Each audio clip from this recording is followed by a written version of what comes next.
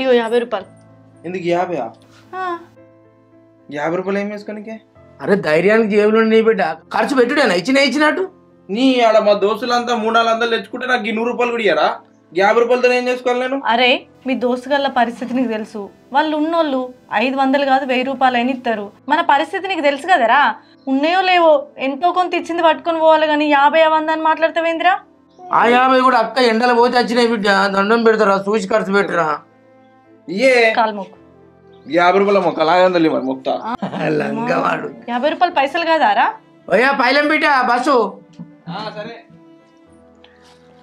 ఏం చేయాలి బిడ్డ నాకు ఏం దోత్తలేదు తల్లి. ఇలా ఎట్లుండాలి ఇంటికాడ?